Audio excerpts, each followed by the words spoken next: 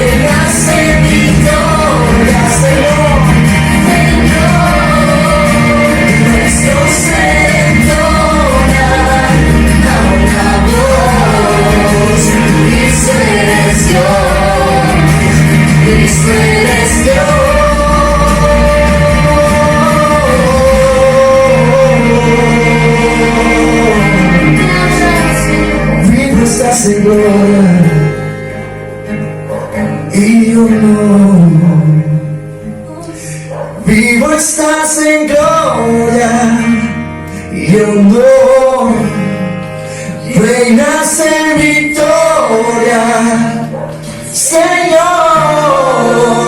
Nuestro ser entona a una voz: Cristo eres Dios, Cristo eres Dios.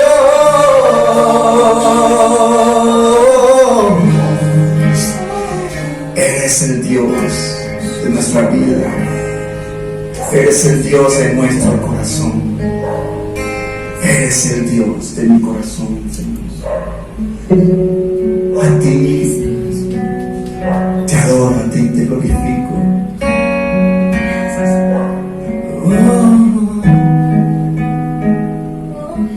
Eres eterno, eres el Dios eterno.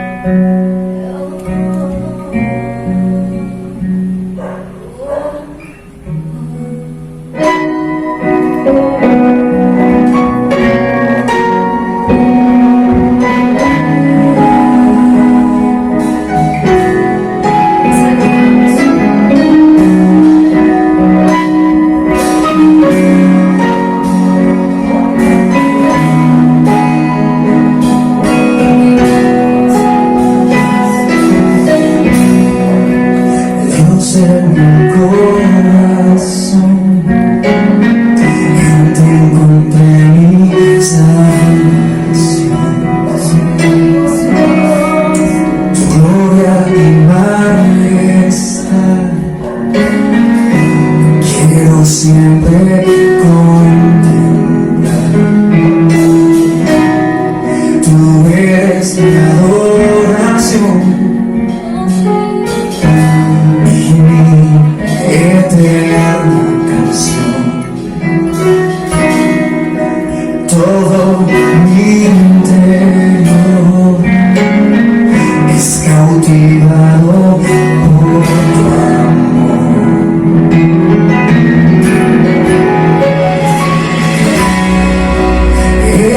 Dios eterno, solo tú eres bueno, Dios incomparable, eres tú. Nada me separará de tu gran amor, eres mi Señor, mi Salvador.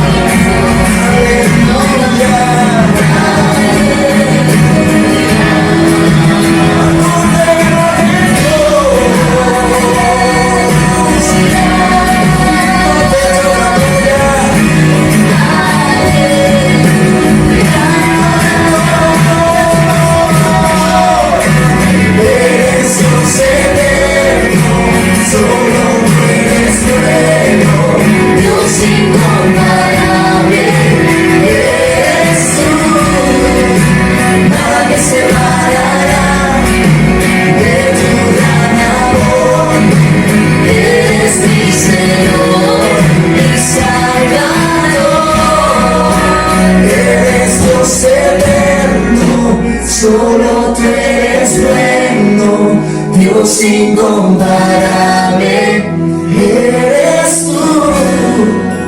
Nada me separará de tu gran amor. Eres mi Señor, mi Salvador. Aleluya. Aleluya.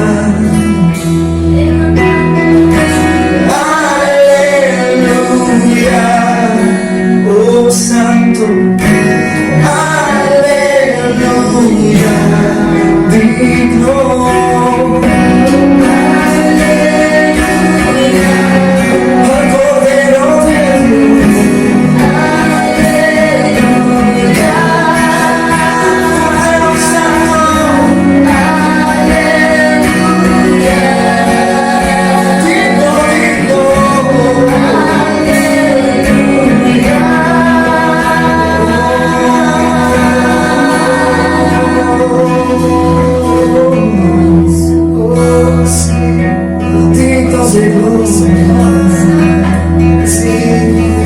Eres Dios eterno, solo tú eres bueno, Dios incomparable, eres tú.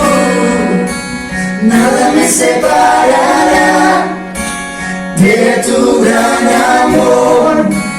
Eres mi Señor, mi Salvador. ¿Y dónde estás, tío? Eres Dios eterno, solo tú eres bueno, Dios incomparable, eres tú. Nada me separará de tu gran amor. Eres mi Señor, mi Salvador.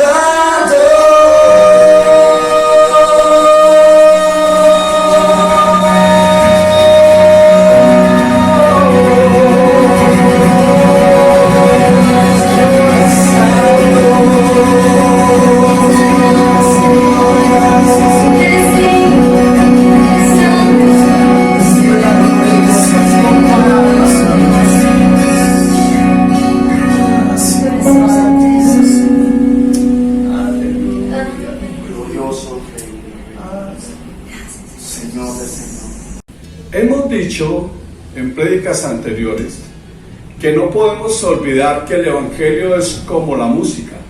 Hasta los silencios son elocuentes y significativos. Hemos estado estudiando algunos personajes de las Escrituras a quienes llamamos los olvidados del Evangelio en los discursos de los predicadores.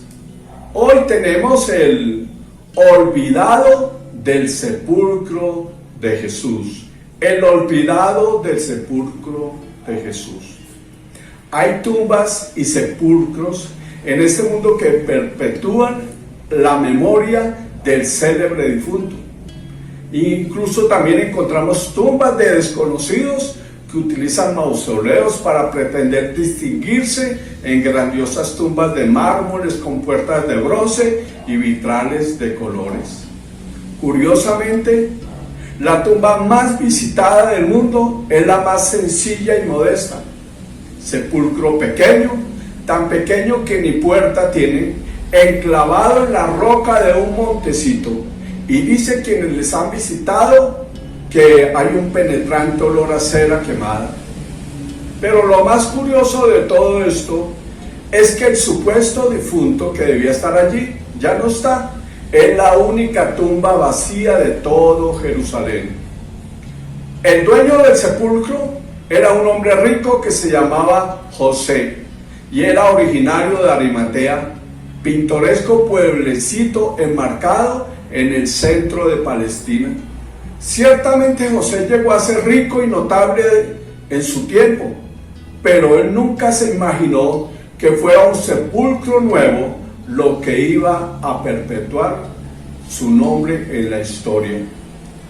José fue magistrado del famoso Sanedrín que condenó a muerte a nuestro Señor Jesucristo.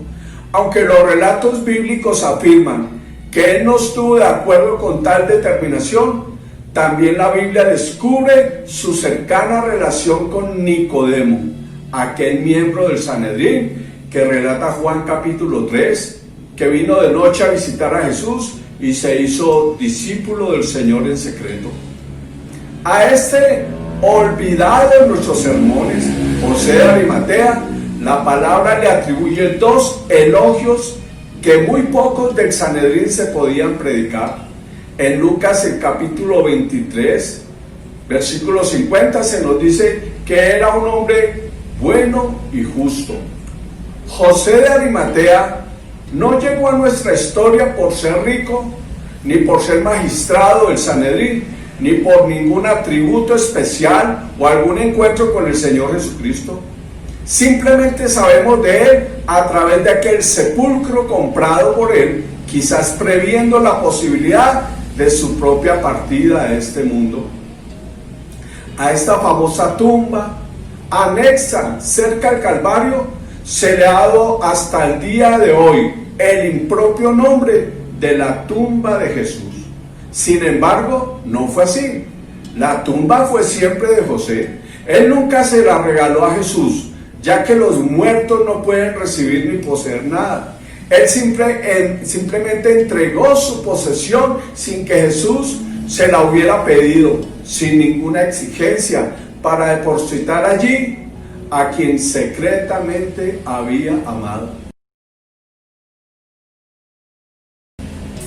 José entregó su nueva tumba, pero recordamos que esta solo se utilizó 3 días.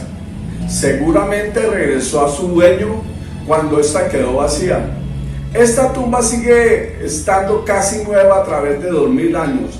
A través de los siglos se ha mantenido vacía y nunca ocupada por nadie más. Es el recuerdo visible de que allí estuvo nuestro Señor y Salvador. Recordemos cómo fue que sucedieron las cosas, así que leamos rápidamente en los 4 evangelios. Les invito a que lean en los 4 evangelios esta preciosa historia. Mateo 27, 57 dice: cuando llegó la noche, vino un hombre rico de Arimatea llamado José, que también había sido discípulo de Jesús. Este fue a Pilato y pidió el cuerpo de Jesús. Entonces Pilato mandó que se le diese el cuerpo, y tomando José el cuerpo, lo envolvió en una sábana limpia y lo puso en su sepulcro nuevo que había labrado en la peña. Y después de hacer rodar una gran piedra a la entrada del sepulcro, se fue. Y estaba allí María Magdalena y la otra María sentadas delante del sepulcro. Ahora en Marcos, el capítulo 15, del 42 en adelante, cuando llegó la noche, porque era la preparación, es decir, la víspera del día de reposo, José de Arimatea, miembro noble del concilio que también esperaba el reino de Dios, vino y entró osadamente a Pilato y pidió el cuerpo de Jesús. Pilato se sorprendió de que ya hubiese muerto, y haciendo venir al centurión le preguntó si ya estaba muerto, e informado por el centurión, dio el cuerpo a José, el cual compró una sábana y quitándolo, lo envolvió en la sábana y lo puso en un sepulcro que estaba cavado en una peña, e hizo rodar una piedra a la entrada del sepulcro. Y María Magdalena y María madre de José miraban dónde lo ponían. En Lucas capítulo 23, versículo 50 en adelante dice: había un varón llamado José de Arimatea, ciudad de Judea, el cual era miembro del concilio, varón bueno y justo, este que también esperaba el reino de Dios y no había consentido en el acuerdo ni en los hechos de ellos. Fue a Pilato y pidió el cuerpo de Jesús, y quitándolo lo envolvió en una sábana y lo puso en un sepulcro abierto en una peña en el cual no se había puesto a nadie. Era día de la preparación y estaba para comenzar el día de reposo, y las mujeres que habían venido con él desde Galilea siguieron también y vieron en el sepulcro y cómo fue puesto su cuerpo. Juan 19, 38. Después de todo esto, José de Arimatea, que era discípulo de Jesús, pero secretamente por miedo de los judíos, rogó a Pilato que le permitiese llevar el cuerpo de Jesús. Y Pilato se lo concedió. Entonces vino y se lo llevó el cuerpo de Jesús. También Nicodemo, el que antes había visitado a Jesús de noche, vino trayendo un compuesto de mirra y de aloes, como 100 libras. Tomaron pues el cuerpo de Jesús y lo envolvieron en lienzos con especias aromáticas, según es costumbre sepultar entre los judíos. Y en el lugar donde había sido crucificado había un huerto, y en el huerto un sepulcro nuevo, en el cual no había sido puesto ninguno. Allí, pues, por causa de la preparación de la Pascua de los judíos y porque aquel sepulcro estaba cerca, pusieron a Jesús. En cuanto a José de Arimatea, se dio cuenta que Jesús había entregado su espíritu en las manos del Padre, y antes de que cayera el sol, y sabiendo que en 3 horas se daría inicio al día de reposo, vino a toda prisa donde Pilato para solicitarle valientemente el cuerpo inerte del Señor Jesús. Pilato se admiró de que tan pronto Jesús hubiera expirado, pero para cerciorarse plenamente mandó llamar al centurión, preguntándole si efectivamente había muerto el Nazareno. El centurión lo certificó, y entonces Pilato permitió que José se llevara el cuerpo para darle sepultura. No convenía, como lo dijimos antes, que el cuerpo de Jesús permaneciera en el patíbulo durante la fiesta tan importante que se avecinaba con la caída del sol. José, en compañía de su amigo y también magistrado del Sanedrín, Nicodemo, se encaminaron al Calvario para descender el cuerpo de Jesús. Como narra el relato, José adquirió una sábana, y Nicodemo trajo mirra y aloe, y trajeron especias. Lo embalsamaron rápidamente, ungiéndole con la mirra, el aceite y las especias, como era costumbre entre los judíos, y luego le enrollaron en la sábana nueva. Sabemos que muy cerca al Calvario se encontraba el jardín que José había comprado, y donde había mandado excavar su tumba para que sus colegas del Sanedrín y su familia un día lo enterraran con el riguroso ritual de los difuntos que la ley de Moisés prescribía, en medio de los llantos de las plañideras o lloronas pagadas para tal caso. No vemos a José en ningún caso duda alguna para ceder su lugar a Jesús. Colocaron el cuerpo de Jesús con sumo cuidado y respeto. Luego hicieron rodar la pesada piedra, y de esta manera tan imprevista, el sepulcro de José de Arimatea. Lo que nunca se imaginó es que iba a ser usado por tan poco tiempo. El olvidado del sepulcro de Jesús. El olvidado del sepulcro de Jesús. Vamos a hablar de José de Arimatea. La Biblia nos revela acerca de José de Arimatea que éste tenía un profundo deseo, un anhelo ardiente de que se cumplieran las profecías y apareciera el Mesías a liberar a su pueblo. Quizás, como todos los judíos, entendía que este Mesías vendría como rey, liberando a su pueblo y poniéndolo en un lugar especial y gobernando todas las naciones. Él no entendía acerca de la cruz y la muerte sustituta de Cristo. Tenía la misma convicción de Nicodemo acerca de Jesús. Allí en Juan, el capítulo 3, dice en el versículo 1, había un hombre de los fariseos que se llamaba Nicodemo, un principal entre los judíos. Este vino a Jesús de noche y le dijo: Rabí, sabemos que has venido de Dios como maestro. Así lo conocía Nicodemo, porque nadie puede hacer estas señales que tú haces si no está Dios con él. El reino de Dios, como él entendía, como lo entendía José de Arimatea, era la llegada de un Mesías que gobernaría sobre la tierra como rey sobre el pueblo judío, liberándolo. Pero José de Arimatea, como Nicodemo, cuando escuchó a Jesús y lo vio haciendo milagros y prodigios, tomó una decisión mortal para su vida. Decidió hacerse seguidor del Señor Jesucristo. En Mateo 27:58 dice que también había sido discípulo de Jesús. Imagínense, si Jesús fue condenado por ese Sanedrín a muerte por hacerse pasar, según ellos, por Dios mismo, imagínense a uno de sus miembros, José de Arimatea, aliándose con su enemigo y en franca traición. Imaginemos lo que pasaría si era descubierto. Se convirtió entonces en seguidor de Jesús en secreto. Inicialmente trató de oponerse a las decisiones del Sanedrín, pero las amenazas, igual que a Nicodemo, le llenó de temor y se hicieron discípulos de Jesús secretamente. En Lucas 23:51 dice: que también esperaba el reino de Dios y no había consentido en el acuerdo ni en los hechos de ellos.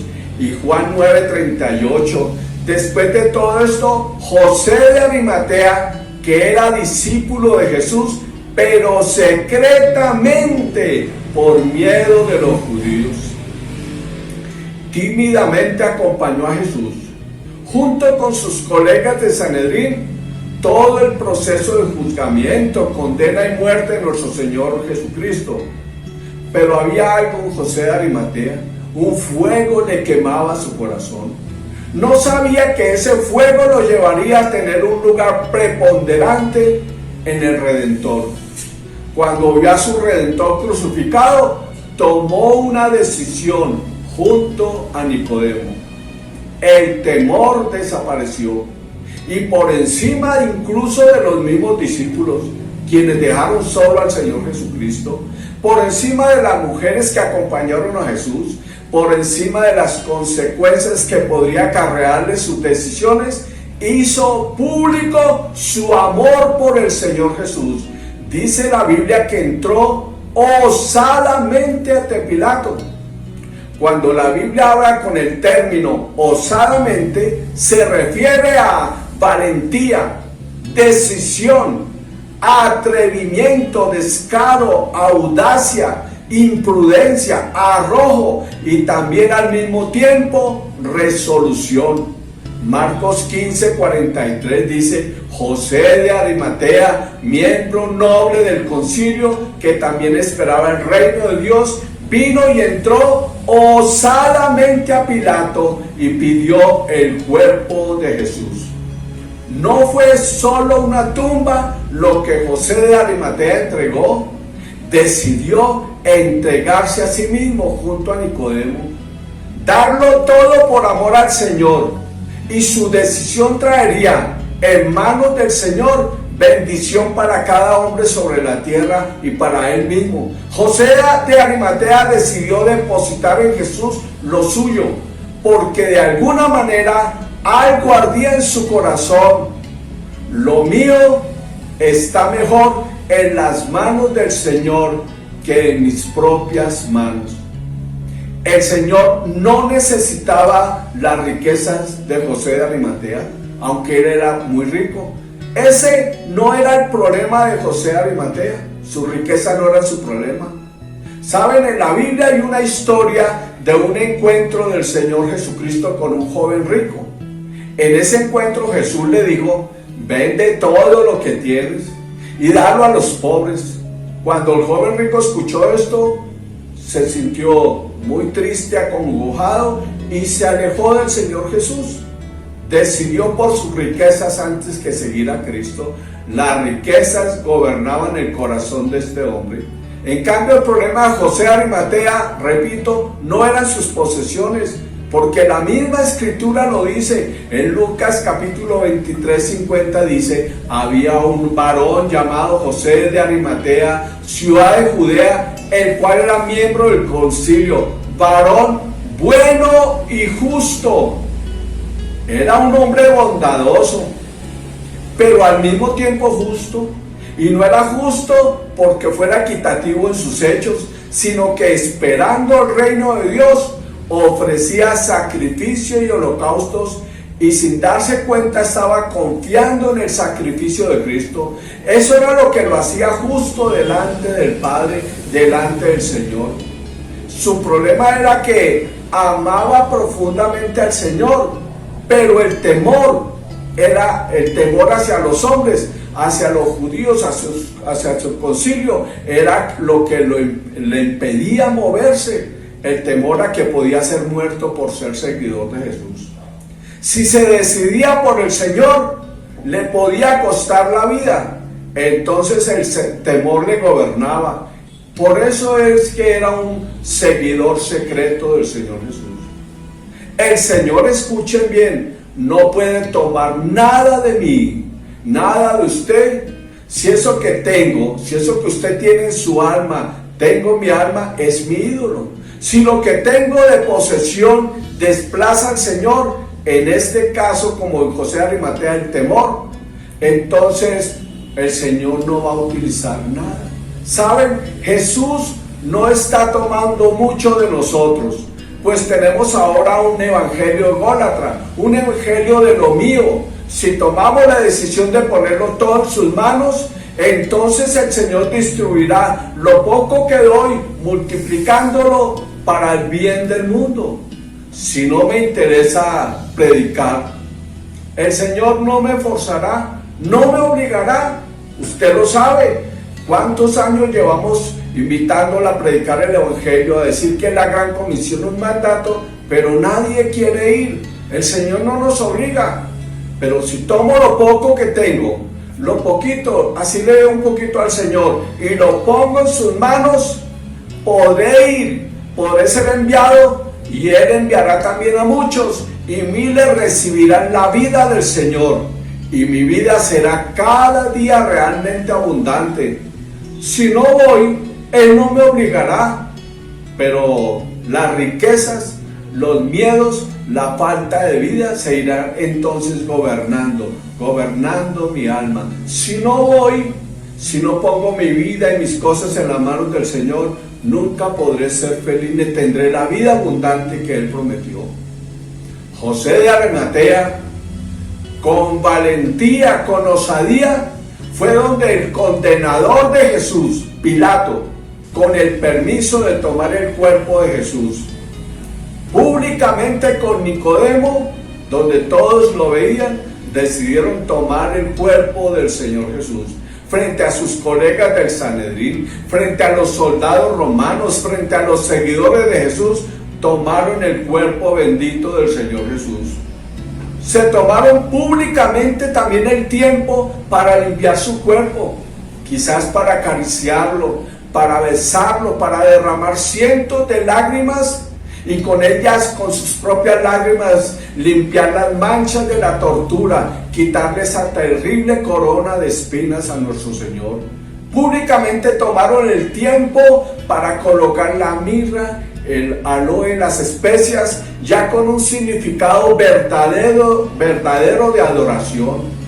Tenían el dolor más profundo que hombre alguno puede tener, el dolor por la pérdida de su máximo amor, Tomaron el tiempo para embalsamarlo, para envolverlo en la sábana blanca que habían comprado. Públicamente lo cargaron sin importar lo que pensaran o decían los que le rodeaban o las amenazas quizás de sus mismos colegas. Lo llevó José de Arimatea junto a Nicodemo, llevaron el cuerpo de Jesús a su preciado jardín, a su preciada tumba que había preparado para él mismo. Ya no era suya, la cedió al amor de su vida.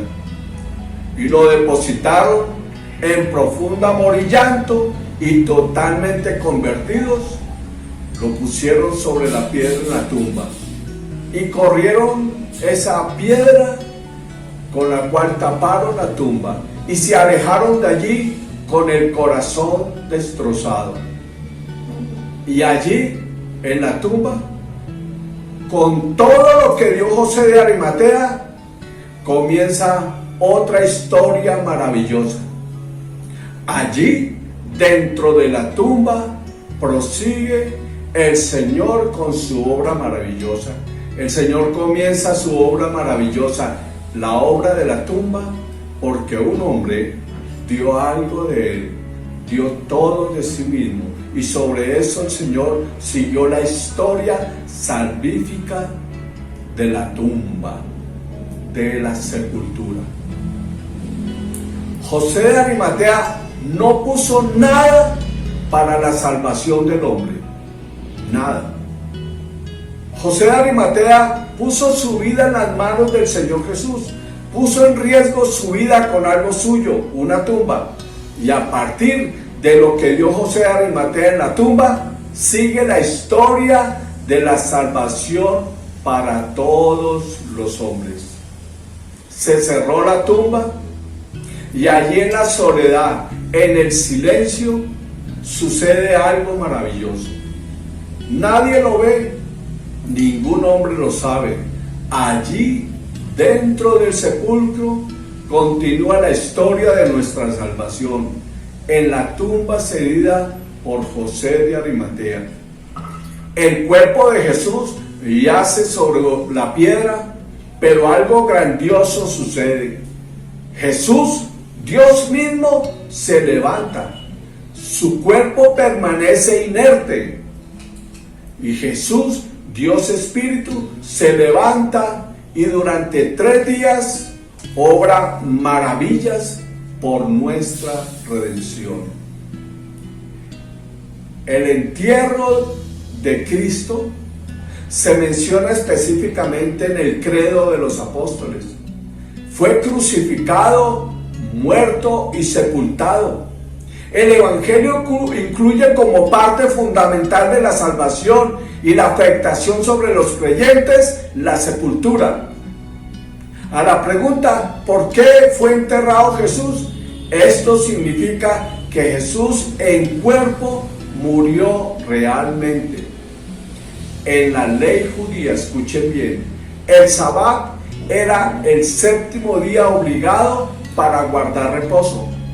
Cuando Cristo yace en la tumba, revela el gran Sabbat del descanso de Dios tras el cumplimiento de la salvación del hombre, que trae paz al universo entero, y que la estancia de Cristo en la tumba constituye un vínculo real entre su estado pasible, capaz de padecimientos anterior a su muerte, y su estado glorioso posterior a su resurrección. Hebreos en capítulo 4 versículo 10 dice: porque el que ha entrado en su reposo también ha reposado de sus obras como Dios de las suyas. Procuremos pues entrar en aquel reposo para que ninguno caiga en semejante estado de desobediencia. Este no es un estudio sobre las cosas que Jesús obró en la tumba. Las numeramos para testimonio de la obra de Jesús en su sepultura. Esta enseñanza es para mostrar que todo lo que depositamos en las manos del Señor Jesús, Él lo usa 100 veces más y 1000 veces más para el beneficio mío y también de la humanidad. Esta enseñanza tiene el propósito de mostrar que si seguimos siendo egoístas, cuidando lo nuestro, pensando solo en lo nuestro y en nuestra bendición y prosperidad, y la mía y la de mi familia, entonces este mundo no tendrá oportunidad. Seremos siempre obreros inútiles, ingratos obreros frente al profundo y tierno amor de nuestro Señor Jesucristo. Podemos ver en los olvidados del Evangelio o los olvidados de los predicadores, quienes dieron todo o lo poco o lo mucho o lo nada, y cuánta gloria salió de las manos del Señor Jesucristo con lo poco que dimos, o quizás con lo mucho, cuando lo ponemos en las manos del Señor Jesús.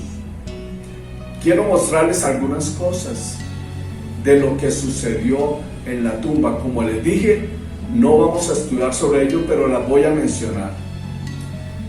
Estando en la tumba, Jesús, el Espíritu se levantó aunque su cuerpo permanecía inerte. ¿Y quiénes presenciarían su gloria estando en la tumba? ¿Quiénes?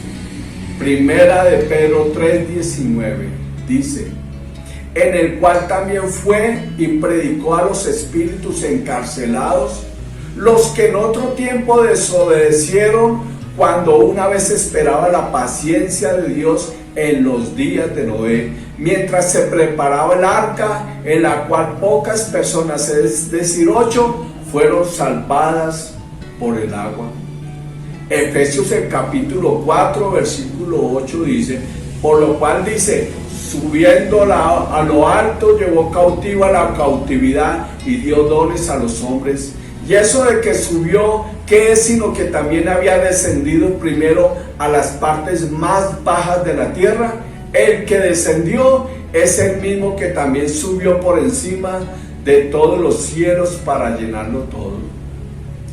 Mientras lloraban afuera por un muerto, el Salvador dentro de la tumba se levantó.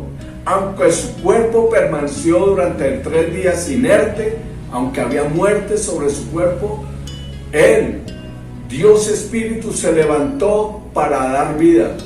Me impacta lo que dice Oseas en capítulo 6, versículo 1. Venid y volvamos a Jehová, porque Él arrebató y nos curará, hirió y nos vendará. Y vean el versículo 2, nos dará vida después de 2 días, y en el tercer día nos resucitará y viviremos delante de Él. ¿Dónde descendió Jesús? Estando en la tumba, Dios Espíritu, ¿dónde descendió? Lucas 23:43 dice: entonces Jesús le dijo, de cierto te digo, ¿a quién le dijo? Al ladrón que estaba a su lado, que fue crucificado juntamente con él. Entonces Jesús le dijo, de cierto te digo, que hoy estarás conmigo en el paraíso. En el paraíso. Con la palabra paraíso se refería el Señor a la morada de los muertos bienaventurados, llamada asimismo por los judíos como el seno de Abraham. Lo encontramos en Lucas 16. El Hades, como lo llama allí la escritura, está compuesto de un lugar que se llama el lugar de tormento, donde están quienes se levantarán en el día de juicio para ser juzgados. Pero hay otra parte en el Hades llamada el seno de Abraham, donde reposan todos aquellos que durante la historia de la humanidad, antes de la cruz, confiaron en el Señor Jesús a través de los sacrificios y holocaustos y la espera y la confianza en que el Mesías vendría. ¿A dónde descendió Jesús? Al Hades, el llamado seno de Abraham. Miren lo que dice el Salmo 16:9. Se alegró por tanto mi corazón y se gozó mi alma. Mi carne también reposará confiadamente, porque no dejarás mi alma en el Seol, en el Hades, ni permitirás que tu santo vea corrupción. Me mostrarás la senda de la vida, en tu presencia plenitud de gozo, delicias a tu diestra para siempre. Y Hechos 2:27, porque no dejarás mi alma en el Hades, ni permitirás que tu santo vea corrupción. Miqueas capítulo 7, versículo 19. Él volverá a tener misericordia de nosotros. ¿Y qué más dice? Sepultará nuestras iniquidades y echará en lo profundo del mar todos nuestros pecados. Iniquidad significa todo lo que nos separa de Dios quedará allí sepultado. Todo en la cruz del Calvario el Señor solucionó nuestra culpabilidad, los pecados que nos hacían culpables delante de Dios. Y en la tumba el Señor está destruyendo la corrupción del hombre. Está destruyendo la corrupción del hombre. La cruz y la sepultura, por lo tanto, son doctrinas fundamentales para lo que vendría el nuevo nacimiento a través de la resurrección de Cristo. Miren lo que dice Romanos, el capítulo 6, versículo 6. ¿Qué pues diremos? ¿Perseveraremos en el pecado para que la gracia abunde? En ninguna manera, porque los que hemos muerto al pecado, ¿cómo viviremos aún en él? ¿O no sabéis que todos los que hemos sido bautizados en Cristo Jesús, hemos sido bautizados en su muerte?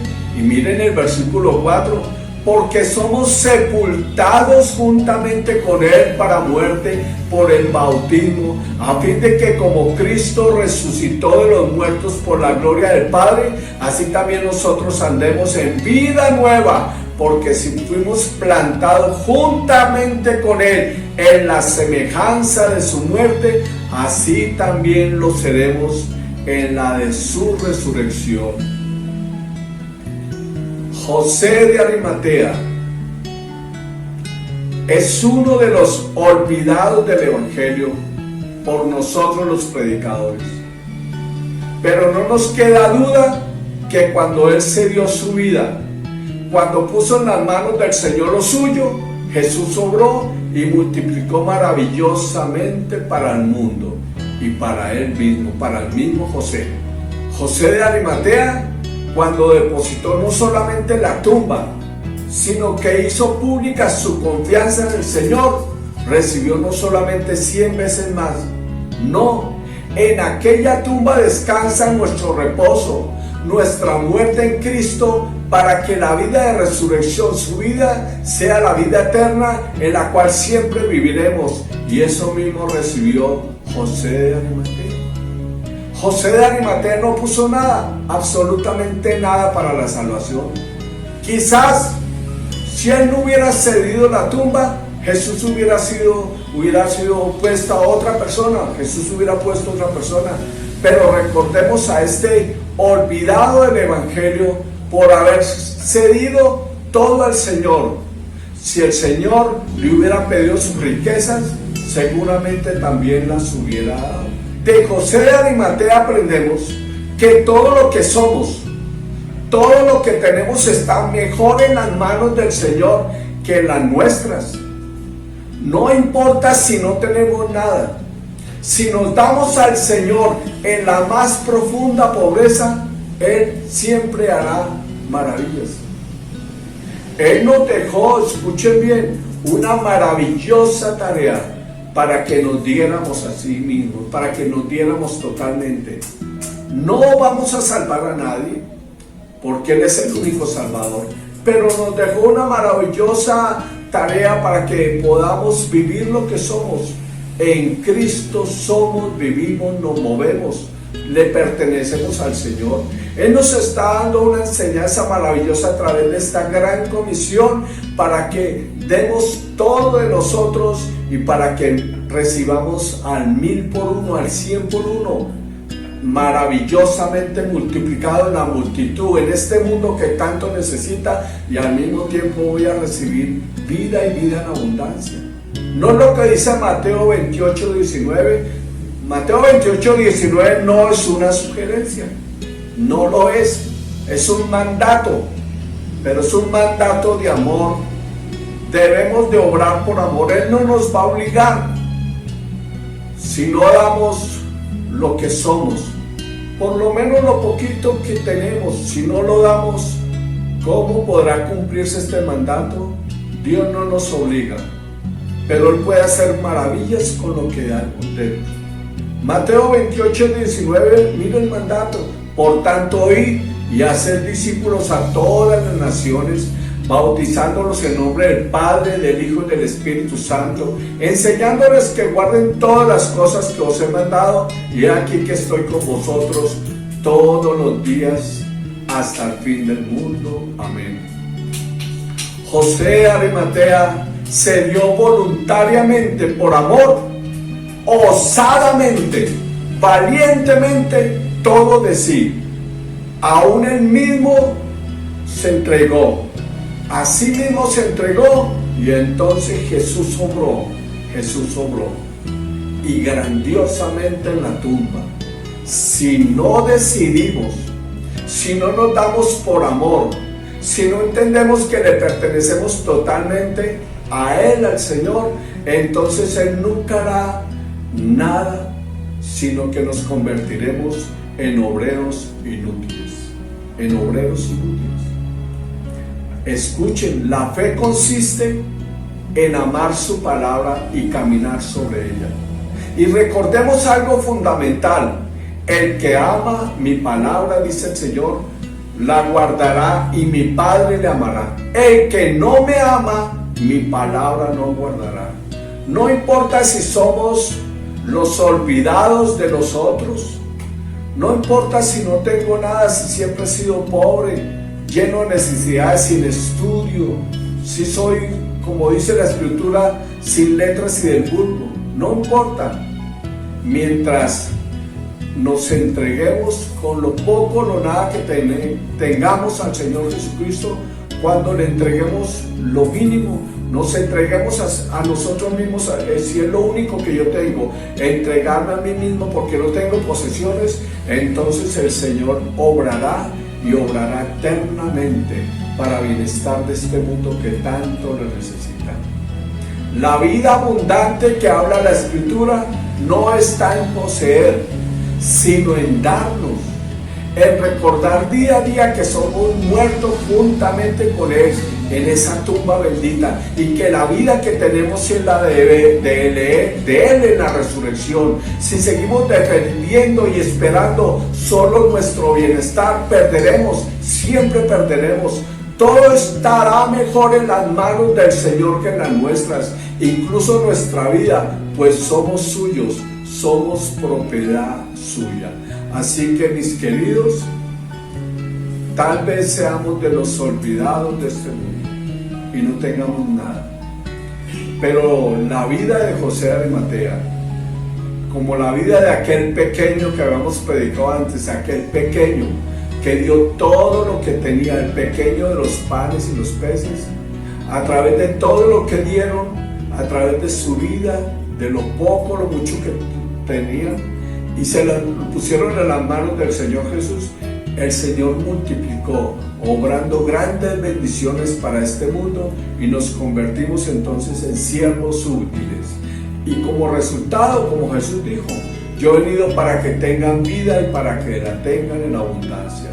Aquel que se adueña de lo que no es suyo, se adueña de su propia vida que no le pertenece ya, aquel cristiano siempre perderá, siempre perderemos.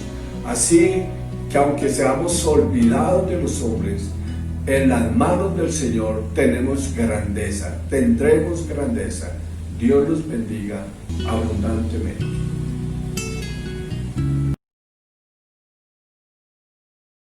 Así es. Jesucristo es suficiente. Si lo tenemos a Él, entonces lo tenemos todo. ¡Qué bueno!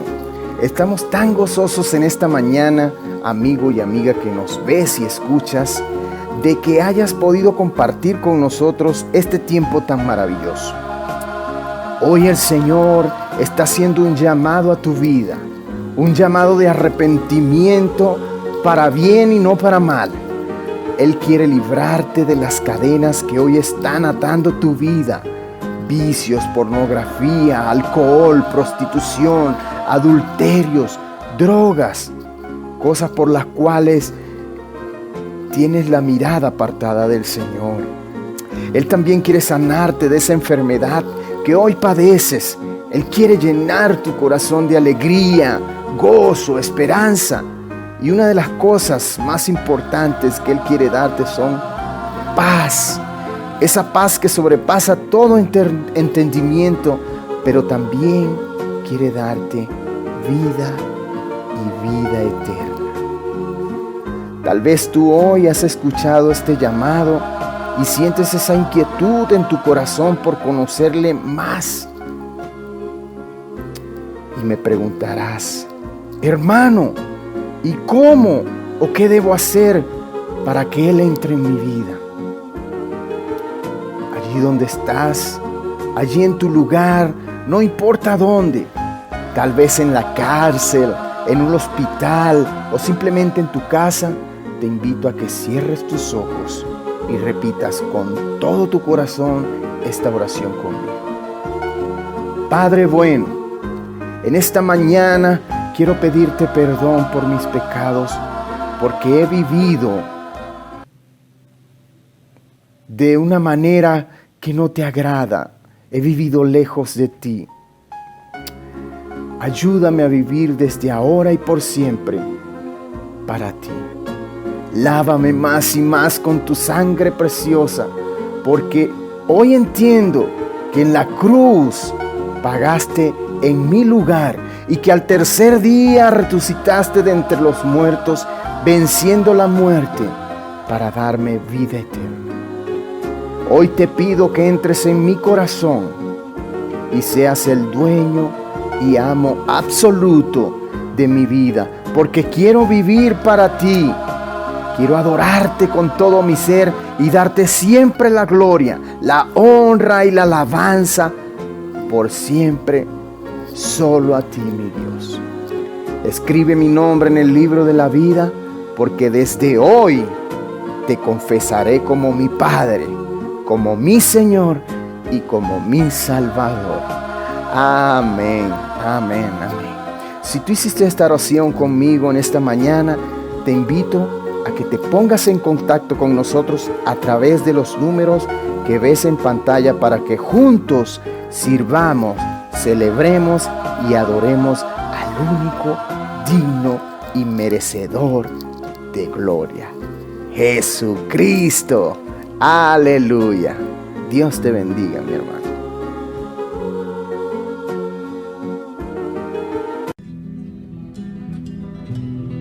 Cantaré a ti, Señor, en mi vida. Cantaré a ti, Señor, mientras viva. Dulce será mi meditación en ti. Aleluya. Yo me regocijo en mi Salvador. Gloria al Aleluya. Señor, cantaré a ti, Señor, en mi vida. Cantaré a ti, mi Dios, mientras viva. Dulce será mi meditación en ti. Yo me regocijo en ti, mi Salvador. Cantaré, Cantaré a ti, Señor, en mi vida. Cantaré a ti, mi Dios, mientras viva. Dulce será mi meditación en ti. Yo me regocijo en ti, mi Salvador. bendice alma mía. Bendice alma mía, bendice alma mía, bendice alma mía a tu Redentor. Bendice alma mía, bendice alma mía, bendice alma mía al Señor. Cantaré, Cantaré a ti, Señor, en mi vida, aleluya. Cantaré a ti, mi Dios, mientras viva. Dulce será mi meditación en ti. Yo me regocijo en ti, mi Salvador. Cantaré a ti, Señor, en mi vida. Cantaré a ti, mi Dios, mientras viva. Dulce será mi meditación en ti. Yo me regocijo en ti, mi Salvador. bendice alma mía. Bendice alma mía, bendice alma mía, bendice alma mía a tu Redentor. Bendice alma mía, bendice alma mía, bendice alma mía al Señor. Las misericordias del Señor. Las misericordias del Señor cantaré perpetuamente, de generación en generación. Haremos notoria tu fidelidad, de generación en generación. Haremos notoria tu fidelidad. Con mi boca Con mi boca alabaré, con mi boca exaltaré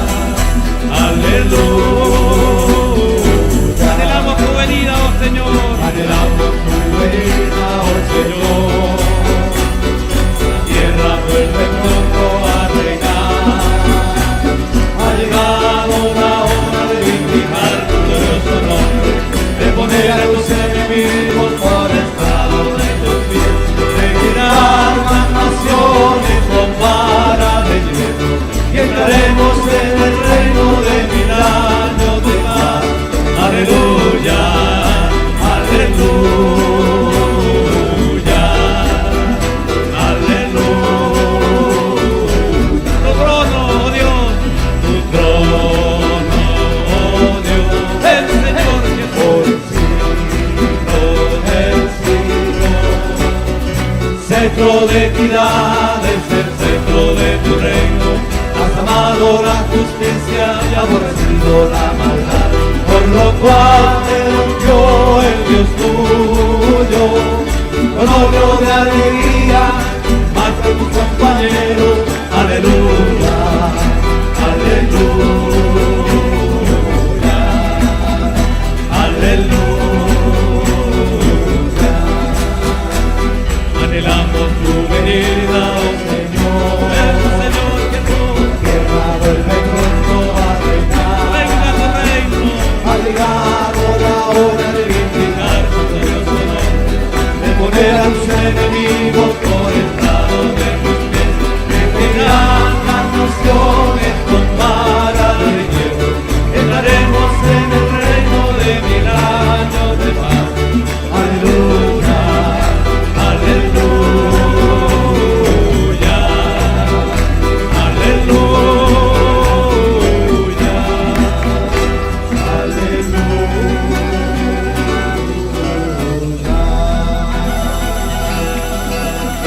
Aleluya. Aleluya.